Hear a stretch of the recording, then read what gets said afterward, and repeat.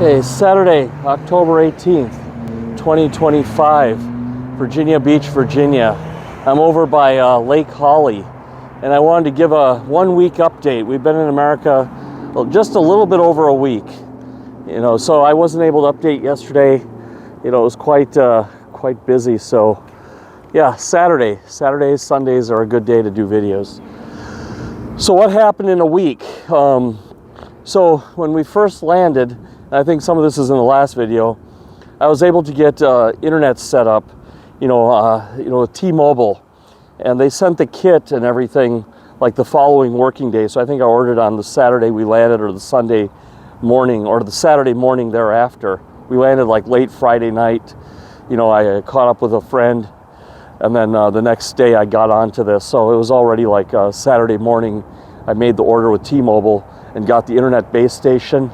And I got the SIM for the phone, like a physical SIM. I guess the eSIMs don't work so good here. So that was done, Monday that was done. And then I think Monday I also went to look at cars, and I decided on something Monday. And then I ended up getting a Subaru Forester 2015, and it was like a 2.5 liter model. So a little bit stronger engine than the usual ones. And yeah, so that car was all prepped and ready for delivery on Thursday. So it took a few days to get the registration and all that. The dealer did everything. And I got the whole thing done for just under $16,000, which I think was a fair price. It wasn't a great deal, it wasn't a bad deal, but it was more about convenience. And I also bought, that included a warranty, a 6-month warranty.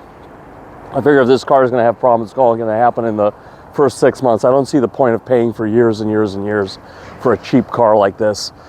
Just try to get everything, sorted out in the first 6 months, and then I think these Japanese cars can run like a watch. They can run forever. So let's see. We got the communications, the transportation. What's next? The food situation.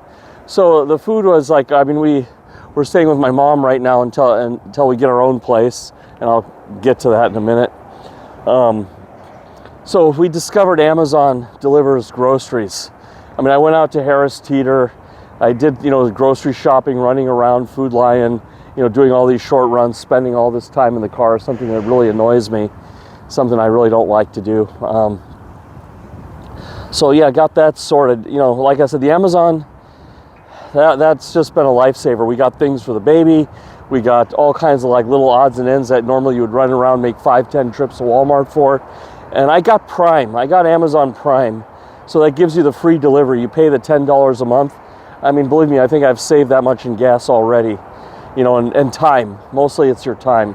And I think they throw in a bunch of other stuff like movies, and they have their own version of Spotify. I am really glad. This is not investment advice, but Amazon is my second biggest holding after Nvidia, and it's been a dog. It hasn't really performed that well, but I think they're going to have their day. They've already had their day, but I think they're going to have another big day. Amazon is like really up over the long haul, but I got into it, I think, when I was trying to diversify out of Nvidia like a year or two ago, and it's been okay. It's been an okay holding, but I don't know, after seeing this grocery delivery they do, because they deliver groceries, I think this is a killer.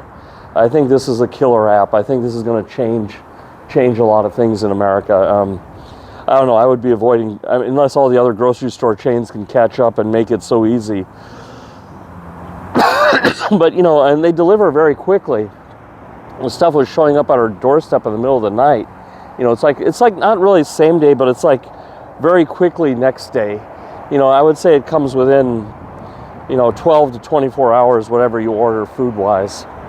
And you can order organic or all this stuff, but like I said, the organic thing, take with a grain of salt. In America, organic is only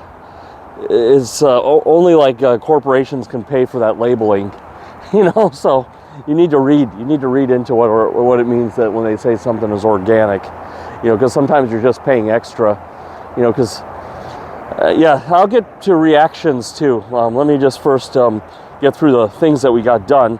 And we found an apartment. We signed a lease, got through all the background check, credit checks, all that stuff. And so this is all like inside a week. You know, this was much faster than in Brussels, you know, to get these things done. I got an appointment for my wife for the Social Security number, and that'll be just one appointment. It won't be many like in Belgium. We were going to that administration office like almost every other day. It was like always something, and you had to really play a lot of games there. This was all like here in America, it was just online. We just entered all her information. We'll go to the appointment. You just show them the documents, the same ones you uploaded, and then the card will come in the mail.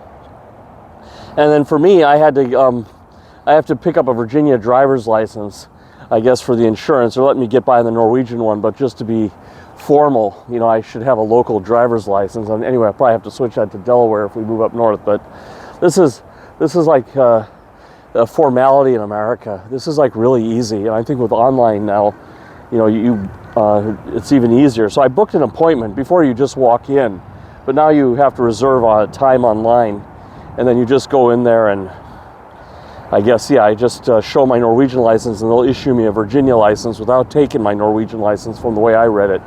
You know, because I've been in the system. I've had a driver's license here before. So, yeah, we got the communications, we got the transportation, the food, and the living, the real estate, all done in a week. And, you know, then got the government appointments all booked. You know, not done, but booked. So it's been a very productive week, and then already planning for the renovation, you know, of my mom's place, you know, to get that all renovated and updated and what have you. Yeah, that'll be the next project. I'll make a YouTube series about it. I'm going to try to set up the GoPro on time lapse to make like a time lapse video of the renovation as well, because I'm going to completely gut it out and start from zero. I mean, but I'm not going to gut it out like to the studs. I'm going to gut it out to the walls and then just skim coat the walls from textured paint to smooth. And then, yeah. So it's not a real complete tear out. It's like an 80% tear out. You know, bathrooms and kitchens and everything will be gone. It'll be just basically a shell like you get in Ukraine. I mean, I forgot, did they have to skim coat or not? I mean, you got white walls, but they still had to, yeah, they put drywall over the concrete block. Yeah, you get this cinder block in Ukraine, but here you have 2x4 studs with sheetrock on it. But you just keep the sheetrock on it and just repair patches. You know, you just do patchwork. You don't tear it all out. That gets really expensive and really gets to take a long time. And it's really unnecessary. You know, like in the bathroom, you should tear it all out because that's a wet area. And the kitchen, maybe tear it all out to the studs. But you don't have to do like the bedrooms or anything. You know, and if you can do the tear out yourself and supply the materials yourself, and then you describe each of the steps you want done, and then you hire that contractor for that job, you'll save a lot of money. If you go with the general contractor, you might pay double or even triple. You know, so if you just do a few things yourself, you can save half the money. You know, if you just do the tear out and deliver the supplies, you know, the tiles and, you know, glues and everything, they give you a shopping list and you bring it to the work site and they don't have to do it.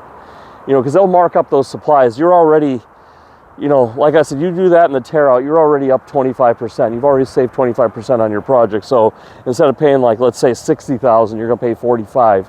And if you do a few other things yourself, you might even be able to drill that down to like, you know, 40 or 35,000 bucks. You know, so there's a lot of room for savings and doing projects. Yeah, I'm just gonna walk up and down this bridge of the Lake Holly today. We'll go on the ocean on another video. It's just on the other side. It's a nice day today though. But this is just another part of the Virginia beach that, you know, like I said, the ocean is just on the other side of those hotels. But this is like a back street here.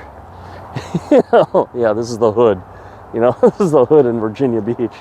You know, so yeah, those are projects back there. No, I'm just kidding. Those are like luxury condos. Like what we have in Ukraine, but here they're like really luxury. But they have a concierge, and but they don't have indoor parking like we do. We have a garage parking. They don't have, or maybe they do. Maybe I didn't see it. I'm not sure.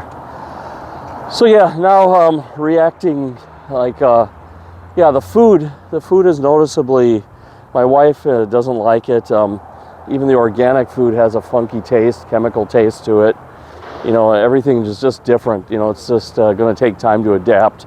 You can feel it on your stomach, you know, that everything is you know, everything in America is made for like a mass market, right? There's like 300 million people, and you have to, you know, make food that can survive logistics and stay on the shelf and everything. And that's why it's so horrible here. I mean, the economy probably needs to be redone, like rolled back to where it was 50 years ago, where we had a lot of family farms and a lot of local grocery stores, local sourcing. I guess it's sort of coming back.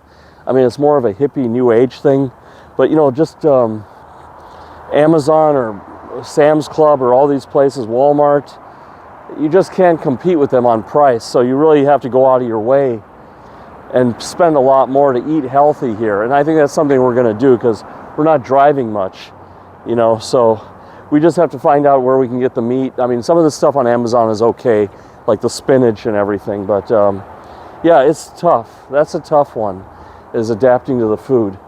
And then the other one is the walkability. You know, you have to drive for every small thing. But like I said, Amazon has really turned this on its head. We saved a lot of short drives and a lot of hassle drives just going on Amazon and ordering, and it shows up on the door the next day. And you know, with Prime, the delivery is free, and so it's very competitive with the Walmart. You know, going to Walmart, I think maybe you pay a little bit more on Amazon versus actually going into a Walmart store. But then you got to think about the time it takes to get to Walmart, to park, the gas you're spending. You know, it's just so this might actually, you know, like I said, I think Amazon like is just at a tip of an iceberg of a revolution. You know, because it's very efficient. It's a very well-oiled machine now, and yeah. And if you put in self-driving cars, so then your transportation time now goes from unproductive time to productive time. I think something is going to happen here in America, something we haven't seen or thought of, because like they're never going to re-engineer the towns to be walkable. I mean, they won't get zoning passed where you can have a grocery store in the middle of a subdivision, or have a doctor's office in the middle of like a residential subdivision. I think we're far off from that. Mentality's out there, but the self-driving car can at least make it more bearable. You know, when you're having to go 20 minutes to the doctor, you can just sit in the car and, you know, and sit with your kid, you know, and relax. And these cars will probably be so safe you don't even need the car seat anymore. Because I know the initial test with self-driving cars, for every like 100,000 miles driven, they're having less accidents and everything. And like in cities like London and different cities, like a taxi, you know, where a taxi driver has to meet a higher bar, they don't require baby seats, you know, because they're statistically so safe. Or like a bus, you don't have to have a baby seat on a bus. And so if these robo-taxis get like the same status as a bus, and you don't need the baby seat, then this life becomes bearable, you know. You know,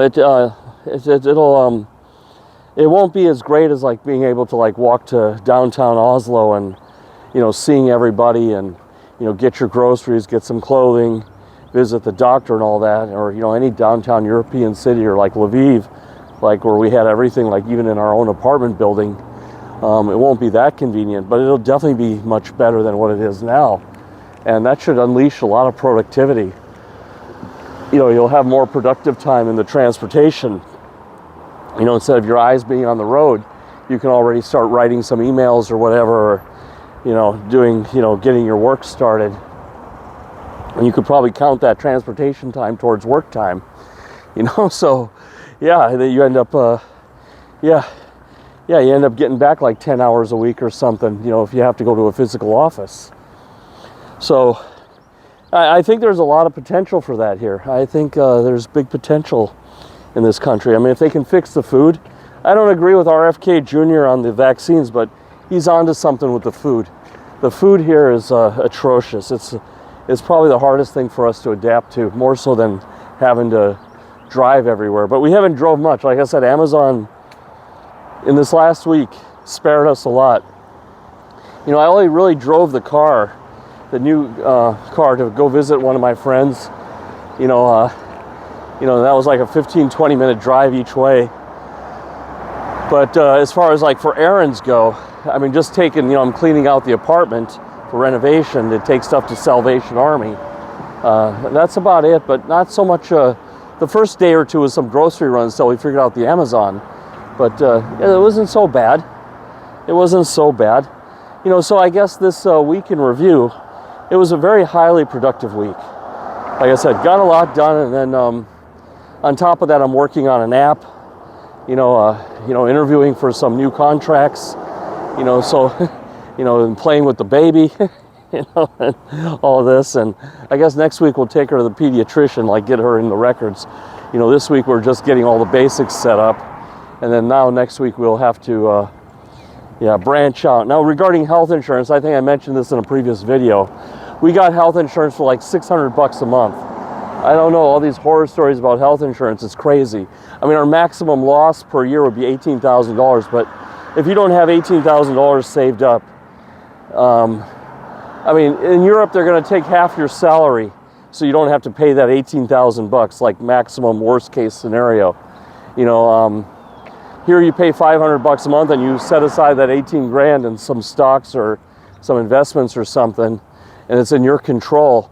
Where in Europe, you're paying 50%, and the doctors there are, I don't know. I wasn't very impressed with what I saw in Belgium. For the amount of money we were paying.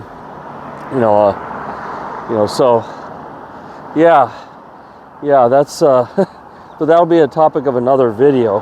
I just want to say, reaction wise, you can do a lot here in the US pretty quickly. Everything is, like I said in the last video, everything looks shabby and run down, kind of looks worn out, dated. The whole style here. It's like, like this building here, I was actually looking at to buy a condo in there, but then the neighbors below were chain smokers. So, you can't, that's why you got to go see the apartment yourself. You got to understand who your neighbors are, because the real estate agents aren't allowed to tell you anything about the neighbors because they'll be considered racist or something. But, the issue is like the race and ethnic thing of your neighbors and their habits. Their culture, that matters a lot. That's like half of what makes up a housing decision. And then the real estate agents can't give you 50% of the information, but anyway, that's another topic for another video. We'll probably discuss that more in the renovation series that I'm going to be doing here. But so I don't know yet, if we go back to Ukraine in 6 months or in a year.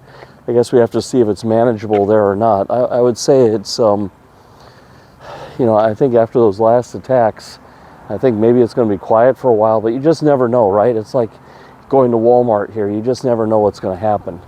I was in a Food Lion a few days ago, and I saw some guy with dreadlocks, and I saw like a gun hanging out of his cargo pant pocket. He wasn't even wearing it right, so you just, I think that's like a wash, right?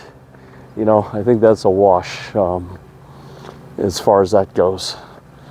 But I guess next week, like I said, the journey continues. We have to plan the move to the other apartment. We've got the lease signed. And now we have to plan the moving and logistics. I am sourcing tools. Some friends of mine have lent me some tools. I'm looking on Amazon, or there's some tools there, but I'd really like to get used tools, because you don't use tools as much as you think. It's like I read a study, you use a drill like only 4 hours in your whole life, so why buy a new drill for $120 when you get a used one for 30? But there's just not very good used stuff out there. I guess a lot of this stuff is sitting in people's garages. Maybe I'll just go knock on people's doors and ask them if I can borrow their tools. I'll probably get, I don't know. Sounds good in theory, but probably just, I saw pawn shops have a lot of used tools, but sometimes their prices are not that far off from buying it new. So you pay like a few bucks extra, and literally a few bucks, like $4 or $8 extra. You get a brand new tool that will work, that doesn't have any surprises. So that's something you got to think about too. But we will see. We will see. But first week in America, it's been fast. It's been productive. Like I said, still like shock about the food. I forgot how. The RFK Jr. He's got to fix this food situation here. Get all the dyes out. Get all the chemicals out. But I think there has to be something deeper that happens. Like corporate farms, you know, have to be taxed a lot. People have to be prepared to pay more. They're already paying a lot. And we have all this corporate farming and sky-high prices, and the food tastes like crap, you know. So I don't know, maybe if they go to local farming or something, the prices will stay high, but the quality will get better. You know, because I don't understand, like, if you're growing strawberries and tomatoes in a greenhouse, how you pay $8 for one little box, you know, or raspberries, I think, are gotten so expensive. They're all grown in a greenhouse. I can imagine those prices. They're picked in a forest or something, you know, grown in dirt. But when everything is grown in water and chemicals, I don't know how the prices got so high. I mean, gas is not so expensive, so logistics shouldn't be a problem. But we will see. We will see. Anyway, take care. Bye-bye.